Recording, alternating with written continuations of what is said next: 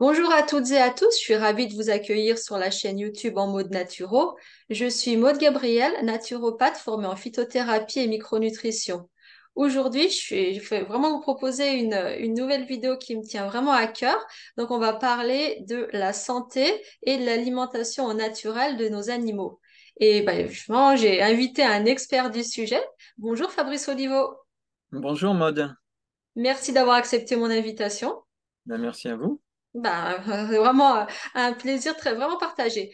Donc, Fabrice Olivo est le créateur de la boutique Jack et Dolly qui propose une alimentation et des soins naturels pour nos animaux.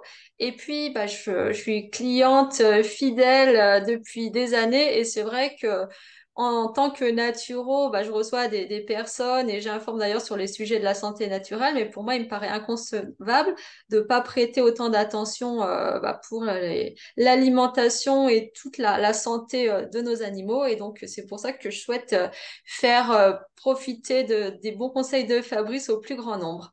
Donc, Fabrice, est-ce que vous pouvez vous présenter comme vous le souhaitez et puis nous dire qu'est-ce qui vous a amené justement à créer cette boutique. On va préciser tout de suite qu'elle se situe à Lyon, puis après on parlera vraiment à la fin comment on peut commander vos produits en habitant hors région lyonnaise. Donc Fabrice, voilà, je vous laisse vous présenter, s'il vous plaît.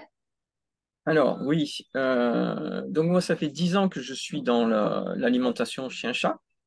Je suis tombé complètement par hasard. Donc au départ, en fait, on a créé en 2012, ma compagne a créé en 2012 une activité de garde de chat à domicile à Lyon. Et j'ai eu l'idée d'ajouter un complément avec de la vente de croquettes. Et je suis tombé dans cet univers, parce que moi, j'étais pas du tout là-dedans, de rencontrer des maîtres. Et j'ai trouvé cet univers, ce contact avec la clientèle extraordinaire. Et, et les produits que j'ai trouvés, parce que j'ai recherché quand même des produits. Moi, je mange bio depuis plus de 30 ans et je recherchais une croquette la plus naturelle, la plus saine possible. Je n'ai pas choisi une croquette bio parce que les recettes ne sont pas conformes à ce que doit manger un chien et un chat. Et les ingrédients, même s'ils sont bio, ne sont pas bien choisis. Donc ça, c'est un autre débat. Donc j'ai choisi une croquette la plus naturelle et mes clients étaient très contents. Et, et puis j'ai continué et je n'ai fait que ça. Pendant 4 ans sur Internet, j'ai fait des salons de chiens et de chats pour me faire connaître. Et je me suis rendu compte que les gens avaient des problèmes pour choisir une croquette. Et c'est pour ça que j'ai créé une boutique physique sur Lyon, parce que je ne vendais que sur Internet, pour pouvoir conseiller les gens. Et auparavant, comme j'étais déjà un féru d'alimentation pour moi, pour les humains, parce que je faisais beaucoup de sport, et je m'étais rendu compte que l'alimentation me permettait d'être plus fort en compétition. Je faisais du judo, du VTT, de la course. Et donc, je me suis passionné pour l'alimentation des chiens et des chats. Et je me suis rendu compte que il fallait pas du tout qu'ils mangent comme nous et qu'il fallait vraiment avoir une alimentation adaptée. Et c'est devenu une passion. D'accord. Et justement, est-ce que vous pouvez nous donner des conseils pour bien choisir les croquettes? Parce que c'est vrai qu'en grande surface, il y a voilà, des beaux packaging, mais c'est vrai que quand on retourne le paquet, souvent il y a des surprises et un petit peu comme pour nous, on a l'habitude de prendre un rayon en haut à droite, voilà, le plus vite possible, le moins de temps possible consacré aux courses. Et c'est vrai que les personnes, quand j'aborde un petit peu le sujet, elles prennent ni pour elles, ni pour leurs animaux le temps de lire les ingrédients. Donc, tout commence par là. Est-ce que vous pouvez nous donner les conseils à quoi il faut prêter attention, à quoi il faut vraiment justement mettre un warning et puis reposer le paquet tout de suite? Oui, bien sûr. Alors, la première chose à faire, c'est qu'effectivement, il faut surtout pas regarder le devant du paquet. Ce n'est que du marketing. Il faut retourner le paquet et il faut regarder composition. C'est le plus important, même si les fabricants arrivent toujours à tricher un petit peu. Donc, il faut regarder le premier ingrédient, puisque c'est classé du premier ingrédient où il y a le plus de matière jusqu'au dernier. Le premier ingrédient, ça doit être de la viande, aussi bien pour les chiens que et surtout pour les chats. Mais il faut que le terme, il y ait marqué viande de, avec le nom de la protéine. Viande de poulet, viande d'agneau, viande de la protéine animale. Il ne faut pas qu'il y ait marqué protéine de ou farine de, parce que les morceaux choisis sont différents. Alors, quand il n'y a pas marqué viande, c'est-à-dire qu'on peut mettre des plumes, des sabots et des têtes et des pattes. Alors, ce n'est pas mauvais, mais la qualité de la protéine n'est pas aussi bonne que si c'était vraiment de la viande. Donc ça, c'est la première chose, qu'il y ait marqué viande de. Ensuite, idéalement, il faut qu'il y ait le pourcentage. Et bien souvent, en grande surface, même quand il y a marqué protéine de, il n'y a pas marqué le pourcentage. Ben parce qu'il est très faible, il est en dessous de 20%, donc ils ne le mettent pas. Et généralement, en grande surface, le pourcentage de protéines ou de sous-produits animaux, il varie entre 5 et 15%. Donc, quand il y a marqué sous-produits animaux ou sous-produits végétaux, ce n'est pas bon non plus. Donc, première chose, viande d'œuf. Et après, il y a aussi la viande déshydratée ou fraîche. Donc, il y a des fabricants qui trompent aussi le consommateur en indiquant un gros pourcentage, 40%, 50%, même 70%, de viande fraîche. Ce qu'il faut savoir, c'est que c'est la logique, la croquette, elle est déshydratée. Donc, il faut qu'on puisse comparer avec un pourcentage déshydraté. Donc, il faut que, soit il n'y a pas le terme frais ou déshydraté, mais idéalement, il faut qu'il soit mentionné pour qu'on sache si on parle de viande déshydratée ou fraîche. Parce que si elle est fraîche, il faut enlever l'écart d'eau, puisque dans une croquette déshydratée, il y a 8-9% d'eau, d'humidité, et dans une viande fraîche, il y en a 75 ou 80. Donc, ça fait un gros écart. Si on annonce 40% de viande fraîche, en vérité, dans la croquette, il n'y en a que 10%. Voilà, donc principalement, il ne faut pas acheter en grande surface. Les produits de marque propre ne sont pas terribles non plus, hein. Quand on va dans une animalerie et que c'est la marque de l'animalerie, ben c'est fait en fait pour générer plus de marge, mais ce n'est pas fait pour le consommateur. Et sinon, si on peut rester sur les ingrédients, que penser quand on voit blé ou céréales? Ah oui, alors Bah, là aussi, il y a un débat.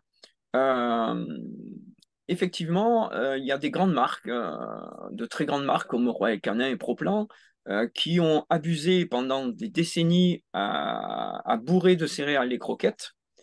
Et c'est vrai que les chiens n'en ont pas tant besoin que ça, et les chats encore moins, voire pas du tout. Et du coup, les consommateurs ont fini par s'en apercevoir et à rejeter en bloc les céréales. Or, le riz est une céréale la mieux tolérée par le chien et par le chat, et on a besoin de céréales, en tout cas d'amidon, pour fabriquer une croquette. Donc, il en faut toujours un petit peu. c'est- Sinon, c'est de la en poussière. texturisant, en fait, en Voilà, texturisant plutôt. voilà, c'est ça, c'est ça. Donc, on a remplacé, pour faire plaisir aux consommateurs, on a remplacé les céréales par un autre amidon. Donc, ça revient presque au même. Et D'accord. on a encore moins de recul sur du riz qu'on a mis depuis des années. Alors, c'est vrai qu'il ne faut pas de blé, ni de froment, mais c'est la même chose, hein, le froment et le Bien blé. sûr. Mais les constructeurs, les fabricants marquent blé, froment de façon à fractionner les céréales et à tromper encore une fois les consommateurs. Mais donc le blé et le froment, c'est une céréale qui est allergique pour les chiens et les chats, ça c'est officiel. Donc il n'en faut pas. Il faut peu de maïs, un petit peu, ça apporte de la provitamine A, mais il n'en faut pas non plus beaucoup. Maintenant, une croquette avec du riz, qui est une céréale, est acceptable parce qu'on a du retour positif avec ce produit. Par contre, le sans céréales, ben, on a changé donc le riz, le blé, tout ça par de la patate, de la pomme de terre, de la patate douce, de la lentille, du petit pois. On a moins de retours. Et là, les premières études qui viennent de sortir indiquent qu'il y a un risque de crise cardiaque avec ces croquettes sans céréales. Alors, il faut savoir qui c'est qui les a ordonnées, est-ce qu'elles sont réelles, mais en tout cas, c'est ce qui est en train de se répandre depuis quelques mois dans les cliniques vétérinaires. D'accord, Donc, effectivement. moi, je vais dire que la croquette sans céréales, qui est plus chère, qui est plus riche aussi, de par sa fabrication, elle est automatiquement plus riche en matières grasses et en protéines. Sauf que ça ne correspond pas à tous les chiens. Aujourd'hui, un chien n'est plus un loup, même s'il descend du loup, mais depuis 15 000 ans, son estomac, sa digestion s'est quand même transformée auprès de l'homme, parce que l'homme lui a donné ses restes, lui a donné du pain. Aujourd'hui, ben, vous prenez des races comme des Cavalier King Charles, des Lhasa Apso, des Chihuahuas. C'est plus des loups. Maintenant, donc ils ont moins besoin de autant de protéines. Et vous avez des marques qui font du marketing sur le taux de protéines qui doit être élevé. Et donc, il n'y a pas un besoin si important. Moi, je vois en boutique, les gens reviennent avec ces fameuses marques sans céréales ou avec énormément de protéines. On peut monter à 35, 40, voire 50%. Et les chiens sont en diarrhée pendant des mois et des mois parce que leur système digestif n'absorbe pas autant de protéines. Et moi, ma marque, c'est entre 25 et 30% de protéines. Et en une semaine, le chien ne fait plus de selles molles, n'est plus en diarrhée et fait des selles moulées, correctes. Donc, on voit bien d'où ça vient. Et puis bah, aussi, on peut préciser que bah, les animaux, ils ont plus la même activité physique, donc Oui, les besoins aussi ils sont à revoir à la baisse. oui, alors les croquettes qui sont hyper protéinées, c'est à réserver aux chiens qui sont typés nordiques ou des chiens qui sont ancestraux, comme les Akita américains, D'accord. les huskies, les malamutes. Voilà, il y a des chiens comme ça qui peuvent absorber beaucoup de protéines. Mais même un chien, un berger australien ou les chiens bergers, qui courent après, enfin, qui rassemblent les moutons, n'ont pas un besoin si important de protéines. D'accord, ok. Bon, bah déjà des conseils précieux. Et puis une fois qu'on a choisi la bonne croquette adaptée aux besoins de notre animal, comment on les conserve dans l'idéal? Parce que c'est vrai que vu que c'est une matière sèche, j'imagine qu'il ne faut pas qu'elle prenne trop l'humidité, il ne faut pas qu'elle sèche trop non plus. Ça, c'est un vrai sujet. Alors, en fait, ce qu'il faut, c'est déjà les laisser dans le sac d'origine. Il ne faut Hmm, pas les transvaser dans une boîte. d'accord. Parce que bien souvent, on fait ça, mais la boîte, on ne la nettoie pas. Et Les bah, biofilms. ça peut contaminer les croquettes Hmm, qu'on va mettre. Donc, les croquettes, il faut les laisser dans la boîte, dans le sac. dans le sac. Il faut bien refermer le sac pour qu'il s'évente le moins possible. Il ne faut pas le mettre à la chaleur et ne pas le mettre à l'humidité. Parce que si le sac est un peu gros, ben, les croquettes peuvent pourrir à l'humidité. Et Euh, dans l'idéal, le sac, on le conserve combien de temps? Par exemple, bah, un chihuahua, si on prend un exemple que je connais bien, ça sert à rien d'acheter des gros sacs parce qu'il y a plus de risques forcément bah, de perte en qualité alors, du produit. les sacs ne sont pas étanches, ils ne sont pas sous vide, je veux dire. Hein. C'est-à-dire que les sacs, ils ont une durée de péremption de 18 mois. Donc, D'accord. ça veut dire que si vous achetez dans un magasin un sac au bout d'un an, il sera toujours bon. Oui, non, mais là, Maintenant, je parlais ouvert en fait, une fois qu'il oui, est eh ben, ouvert. une fois ouvert, ça revient presque au même, puisque le sac n'est pas étanche. D'accord. Simplement, c'est qu'une fois ouvert, il faut bien le refermer et essayer qu'il y ait le moins d'air qui vienne l'oxyder. Mais c'est tout. Après, effectivement, si on a un petit chien, on ne va pas acheter un sac de 15 kilos. On va essayer d'adapter et d'acheter des petits sacs de maximum 2-3 kilos. Il faut que le sac ne dure pas plus de 3 mois, ça c'est sûr. Bon, de toute C'est façon, on peut mieux. préciser que vous avez justement pour la même marque, la même variété, vous avez différents contenants. Donc ça, c'est intéressant. Voilà, normalement, dans toutes les marques, vous avez plusieurs contenants. C'est vrai que moi, dans ma marque, on a du 800 grammes pour les tout petits chiens. Après, on a du 2,5 kg, 3 kilos. Et après, ça passe à 12 kilos. Mais voilà, donc avec ces formats-là, on arrive à avoir des sacs qui durent un mois. Moi, c'est voilà, c'est bon. Je respecte tout ce qu'il faut. Enfin, mon chihuahua. Alors, bah là, et merci Fabrice. Donc, on a parlé effectivement de l'aliments qu'on appelle plutôt sec. Et puis, bah, il y a des aliments humides aussi. Donc, c'est plutôt les terrines, les pâtés. Qu'est-ce que vous pouvez nous dire à ce sujet? Est-ce que Alors, c'est, enfin, les avantages, ce qui peut alors être pour un, problématique ou pas? pour un chat, c'est même une obligation de D'accord. donner de la pâtée pour moi tous les jours à un chat. parce qu'un chat arrive du désert, il n'est pas habitué, il a été domestiqué il y a 5000 ans, il n'est pas habitué à boire de l'eau. Alors, il y a des chats qui boivent beaucoup d'eau, hein, mais il y a des fois des chats, vous ouvrez le robinet de la salle de bain ou de la cuisine, ils se jettent sur le robinet pour boire, parce qu'ils préfèrent boire de l'eau comme ça que boire de l'eau en gamelle qui stagne, qui n'est pas vivante. Donner de la pâtée à un chat, c'est fondamental pour sa santé, parce que ça l'oblige donc à boire, puisque la pâtée, il y a 75 à 80% d'humidité, et l'eau fait évacuer naturellement les calculs urinaires. Et les chats, notamment les mâles, mais les chats sont plus sujets aux chiens de risques urinaires du fait que la croquette est déshydratée. Donc, comme le chat est un carnivore strict, il faut vraiment lui donner un maximum de pâté, parce que la pâté, si on lui donne évidemment une bonne pâté, il y a peu ou pas de céréales. Or, un chat n'a pas besoin de céréales, n'a pas besoin de glucides ou très très peu. C'est de l'ordre de 4%. Donc, il y a plusieurs avantages à donner de la pâtée. La première, c'est pour ces problèmes urinaires. Donc, donner au moins une boîte par jour de pâté à votre chat, en plus des croquettes. Et puis le chien, on peut aussi lui donner de la pâtée aussi pour lui apporter, même comme pour le chat, hein, un plaisir gustatif. Parce qu'il n'y a pas que l'effet santé, il y a aussi l'effet gustatif et l'effet nutritionnel. Mais l'effet gustatif, votre chien, c'est comme nous quand on va manger un gâteau, un dessert, on va se régaler, ou une récompense. Voilà. Alors bien sûr, il faut donner des pâtés de qualité.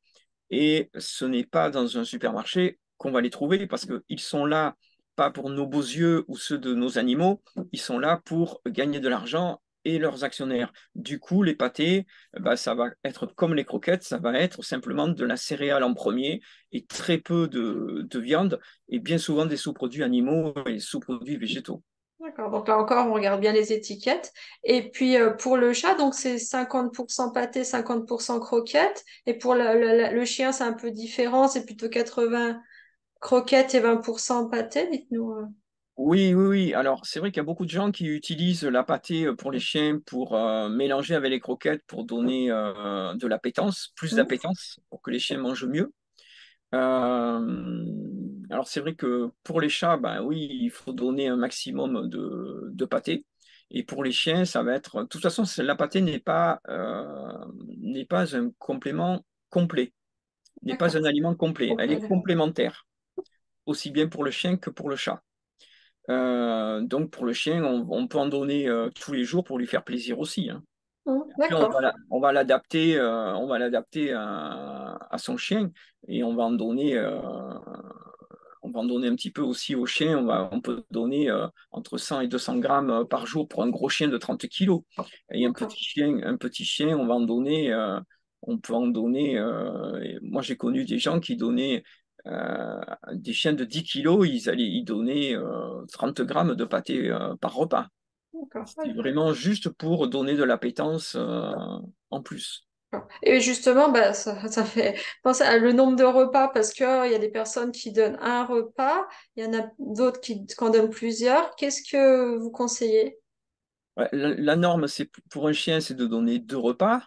Pour les chiots, c'est 3 repas. Mais il y a des gens qui donnent un seul repas aussi. Bah, c'est quand même un être vivant. Moi, je pense que donner qu'un seul repas à un animal, bah, il doit attendre 24 heures pour avoir sa nouvelle ration. Je trouve que c'est pas très sympathique. C'est mieux de donner au moins 2 repas. Maintenant, 3 repas, eh bien, pour nos vies à nous d'humains, bah, des fois, ce n'est pas trop possible ou trop gérable. Mais c'est vrai que deux, c'est très bien. Et il n'y a pas d'indication thérapeutique, veto, qui préconise une fonction plutôt qu'une autre. Ok. Enfin, un mode d'administration plutôt qu'un autre. Donc il vaut Mais mieux que ce soit régulier en fait, pas trois, enfin le lundi 2, le mardi 3, voilà, il vaut oui, mieux oui, oui. se donner un schéma et puis après on s'y tient. Oui, puis les animaux, ils sont pas bêtes. Ils savent Hein. que à telle heure, ils ont droit à leur gamelle. Donc, idéalement, il faut respecter ça aussi. parce qu'ils sont en attente. D'accord, merci Fabrice. Et puis, on voit que vous proposez voilà, une large gamme alimentaire. Maintenant, on vient au barf. C'est pas très très connu, mais c'est vrai qu'il y a quand même des amateurs et des personnes qui viennent de loin pour s'approvisionner chez vous. Est-ce que vous pouvez ouais, rapidement nous dire ce qu'il en est, s'il vous plaît? Alors, bien sûr, alors le barf, c'est de la viande crue qui est congelée. Alors, ça fait une petite dizaine d'années que ça existe en France. Moi, personnellement, ça fait la 7e année que j'en vends, des très grosses quantités. Et j'y suis venu parce que mes clients en croquettes, surtout mes éleveurs, commençaient à me talonner sérieusement. Donc j'ai étudié la chose et puis je l'ai testé sur mon propre chien. Et effectivement, la viande crue, ça peut être une bonne chose pour des chiens qui ont des problèmes. Ça se voit plus sur des chiens qui ont des problèmes que pour des chiens qui n'en ont pas. Alors bien sûr, on va vous dire, mais évitons les problèmes et donnons-lui de la viande crue. Oui, effectivement. Maintenant, il faut que notre vie moderne le permette. Il faut acheter un congélateur, prévoir les achats, prévoir de décongeler et donner la viande. C'est pas tout le monde qui veut manipuler de la viande crue. Euh, donc, c'est très important, plus pour les chats parce qu'ils sont des carnivores stricts, mais ce n'est pas tous les chats qui vont vouloir manger de la viande crue. Un chat qui a plusieurs années, ben, ça va peut-être pas lui plaire. Par contre, un chien à 99%, il mange de la viande crue. Alors, il y a plusieurs façons de donner de la viande crue. Il y a de la viande crue, il y a des barquettes ou des boudins qui sont tout prêts, des recettes toutes prêtes. Elles sont complètes. On décongèle, on donne un pourcentage par rapport au poids du chien et c'est fini. Après, il y a une autre façon, c'est-à-dire qu'on va acheter de la viande à déchiqueter, des os charnus, c'est-à-dire de l'os avec de la viande autour, où le chien va pouvoir mastiquer, et on va donner de l'abat. Tout ça, il y a des pourcentages différents. On compose la gamelle et on donne ça au chien. Alors ça, ben, ça demande du temps pour composer la gamelle et pour faire nos achats. Donc il faut aussi bien penser, nous, humains, si on peut faire ça. Maintenant, oui, ça a des avantages, surtout pour des chiens, comme je vous disais, qui ont des problèmes ou qu'on n'arrive pas à régler avec des croquettes, comme des allergies. Maintenant, pour moi, la viande, enfin, c'est pas pour moi, hein, c'est officiel. Maintenant, c'est pas reconnu par tout le monde, mais la viande pure n'est pas complète à 100%. Donc, moi, je préconise de donner un complément minéral vitaminé en plus de la viande crue si on veut faire un régime barf, et surtout pour les chiots, principalement pour les chiots. Mais bon, moi, mon chien adulte, je continuais à lui donner un complément minéral vitaminé pour être sûr que mon chien ait toutes les vitamines et les oligo-éléments dans sa ration. Donc, il faut vraiment se faire accompagner, prendre tous les renseignements possibles avant de proposer ce type d'alimentation à son animal. Voilà, mais sur Internet, il y a des associations, il y a des groupes Facebook et il y a beaucoup de retours de clients qui vont pouvoir renseigner les gens. Il suffit de s'inscrire sur des groupes Facebook ou aller dans des assos ou aller dans des magasins qui vendent. En théorie, les magasins qui vendent ces produits devraient être compétents. Moi, personnellement, j'ai fait des formations sur la viande crue. J'ai acheté beaucoup de livres pour me former, hein. Et puis, j'ai un retour de mes clients depuis Bien sûr. plus de 6 ans. Vous avez l'expérience, les connaissances, donc c'est pour ça que je suis fidèle à vos produits. Et bah écoutez, voilà, on a commencé d'aborder un autre thème aussi que j'apprécie beaucoup, ce sont les compléments alimentaires que vous proposez pour les animaux. Donc Alors, vous les avez développés tout de suite en même temps que l'alimentation ou c'est venu plus tard? Dites-nous un petit peu. est-ce que je pourrais vous répondre d'abord, enfin, reprendre, finir sur l'alimentation? Parce Ah oui, bien qu'on sûr. j'ai oublié de vous parler de la ration ménagère, qui, Allez, qui, c'est qui un est tout nouveau, ça, c'est. Oui, alors tout nouveau, pas tant que ça. Donc la ration ménagère, c'est une troisième voie d'alimentation. Et pour moi, c'est pratiquement la meilleure. La ration ménagère, qu'est-ce que c'est? La ration ménagère, c'est simplement nous, si on cuisine pour nos animaux. Mais ça demande beaucoup de travail, puisqu'il faut acheter les ingrédients et puis surtout, il faut équilibrer. Alors, moi, je l'ai fait un temps pour mon chien. mais je l'ai fait avec des tableaux, des tableurs Excel pour être sûr que j'apportais les quantités de vitamines, de protéines, d'oligo-éléments à mon chien.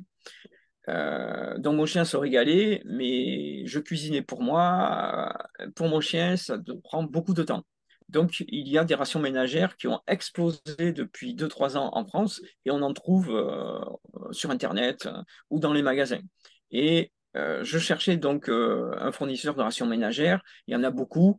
Et donc ça y est, je viens de faire rentrer là depuis un mois un nouveau fournisseur de ces produits. Donc, c'est des produits cuisinés, tout simplement, pour ceux qui ne veulent pas manipuler de la viande crue. Donc, il n'y a pratiquement pas de céréales. Ça existe pour chiens et pour chats. Et vous avez 60 à 70% de viande. Et après, vous avez des légumes environ à 30%. Vous avez un peu de fruits. Et après, vous pouvez avoir des herbes, de l'huile. Et donc là, ce sont des sachets ou des boudins, hein, pareil.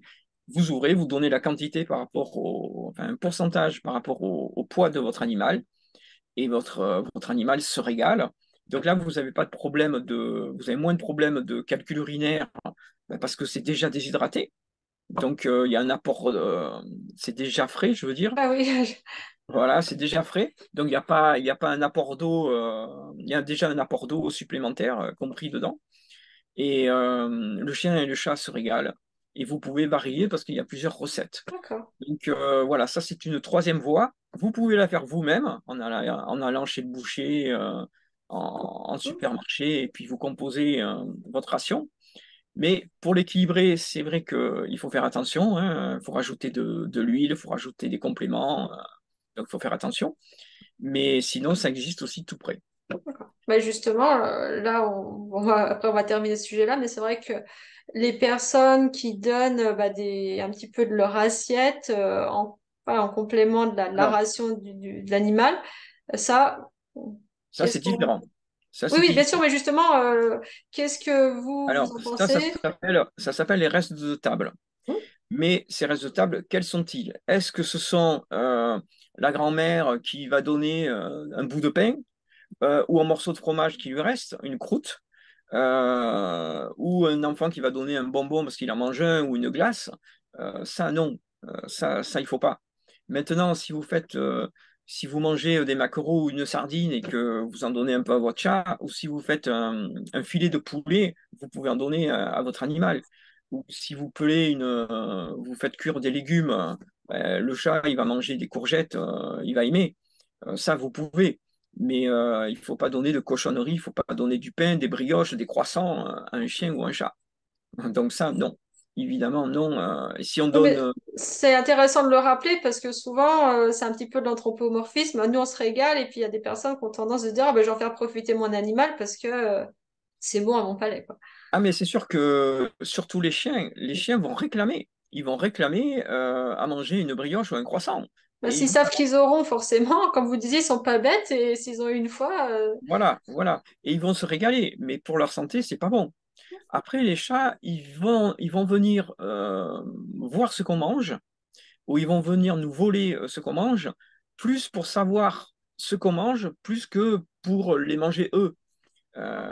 C'est vraiment pour savoir ce que nous on mange, qui viennent nous voler de la nourriture. d'accord. Bon, bah, écoutez, encore des choses très très intéressantes. Donc, bah, entre mon chihuahua testera la nouvelle ration ménagère dont vous m'aviez parlé dernièrement, mais elle n'était pas encore arrivée la dernière fois. Mais voilà, c'est prochain test. Eh bien, bah, on va revenir maintenant aux compléments alimentaires. Donc, vous en avez, voilà, vous proposez une large gamme. Quels sont pour vous les indispensables voilà, pour vraiment prendre soin de son animal qui n'a pas forcément de soucis particuliers, vraiment en prévention? Qu'est-ce que Alors, un petit peu le pack de base? moi j'ai commencé, mon premier produit en complément alimentaire quand j'ai ouvert la boutique, ça a été le fameux complément minéral vitaminé Dont vous parliez pour votre chien en complément justement de la ration, hein. de la viande crue. Hmm. Et de la viande crue et de la ration ménagère aussi. Et puis, donc, j'ai découvert un laboratoire dont la gérante donne des consultations par téléphone sur des chiens et des chats, qui fait des analyses de poils et qui après va préconiser de l'oligothérapie. Donc ce laboratoire vend des produits d'oligothérapie, vend des produits de phytothérapie, donc c'est tout à fait naturel. Et progressivement, j'ai fait rentrer absolument tous leurs produits.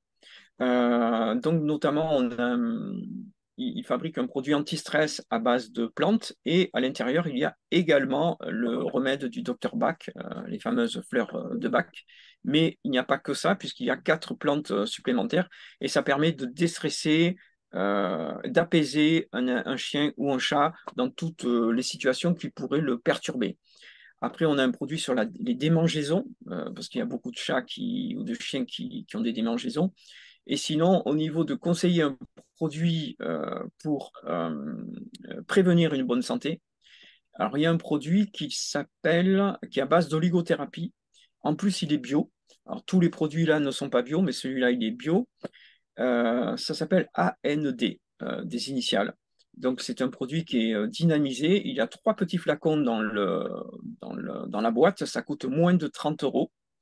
Et ça va durer, je pense, environ 3 mois. Donc, c'est une cure à faire 2 fois par an. Et donc, il y a trois flacons à l'intérieur. Vous avez un flacon pour le système urinaire, un flacon pour la détoxification, et vous avez un flacon, me semble-t-il, pour la flore intestinale. Et donc, ça, c'est vraiment le produit à donner sur toute une vie à un chien et un chat. Si on veut mettre encore plus toutes ses chances de son côté, voilà, si on donne une bonne alimentation et qu'on veut vraiment euh, donner toutes les chances à un chien et un chat de vivre le plus longtemps possible en meilleure santé. Je me permets justement de préciser au niveau de la flore intestinale des animaux que c'est pas du tout judicieux de donner les probiotiques pour humains à nos animaux. Je sais qu'il y a des personnes qui le font et non, c'est vraiment des souches Différentes. conçues pour les animaux et s'achètent dans des boutiques comme les vôtres. Donc ça, c'est vrai que c'est des choses qu'on peut voir ou entendre et c'est pas du tout une bonne idée. Bah, écoutez, je vais me permettre d'apporter un témoignage perso au niveau des soucis de ma chienne et puis des bons soins que vous lui avez apportés à la base d'alimentation. Donc ma chienne, elle a eu donc un petit chihuahua de 2 kilos, elle a eu des allergies cutanées toute sa vie. Bon, forcément, le digestif pas top. Et elle a eu toutes les analyses, tout allait voilà, bien. Et c'était vraiment les croquettes, en fait. Du vétérinaire qui n'était pas adapté et il m'avait fait passer au bout d'un moment aux hypoallergéniques, ça allait un petit peu mieux mais c'était pas foufou non plus et par miracle vous avez ouvert la boutique à Lyon et vous m'avez dit ah mais non c'est pas forcément de l'hypoallergénique, vous allez prendre celle de base et vous allez voir ça va bien aller et déjà ma chienne n'avait jamais eu trop d'appétit donc c'était déjà elle mangeait pas grand chose et en plus ce qu'elle mangeait ça lui convenait pas particulièrement mais depuis, ma chienne, elle a plus du tout de problème de peau, jamais elle se gratte ni rien du tout, et juste entre guillemets en changeant l'alimentation. Et c'est vrai que, ah bah évidemment, elle prend les probiotiques voilà, que vous proposez, elle a des cures régulières, mais pour dire que j'ai vraiment vu en quelques jours le changement alimentaire et sans partir sur des hypoallergéniques, sur du bio, sur du machin. C'était vraiment un produit de qualité et ça, voilà, pour dire que c'est pour ça que je vous suis infiniment reconnaissante et que j'hésite pas à conseiller vos produits qui font vraiment des merveilles plutôt que de s'embarquer dans des tas d'examens. Mais évidemment, hein, ce qu'on a dit là, ça, s'il y a un souci, ça remplace pas une consultation chez un vétérinaire, mais c'est un petit peu comme pour nous, l'hygiène de vie. Qui reste la base et puis après on agit vraiment en préventif. Donc vraiment, voilà, ça, c'est quelque chose que j'avais vraiment envie de partager parce que vos produits sont vraiment... Et puis en fonction aussi on peut parler du tarif, et c'est à peine plus onéreux qu'en grande surface. Et la qualité, pourtant, il y a une grande différence. Donc ça voilà, je voulais vraiment aussi le préciser parce que dès qu'on commence d'aborder, enfin, parler de produits de qualité, souvent, ça peut être un frein à se dire, oui, mais ça va être super cher. Et en fait, non, on paye juste la qualité, puis on s'évite tout un tas de frais quand il y a des soucis qui arrivent, générés plus ou moins par une mauvaise alimentation.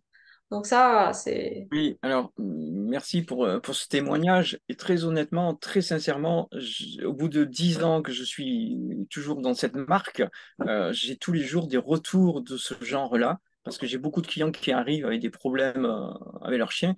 Et des fois, je leur dis, commencez par la croquette de base, parce que bien souvent, si vous avez donné une mauvaise croquette avant, et malheureusement, la croquette d'un veto n'est pas forcément mieux, et parfois elle est même pire.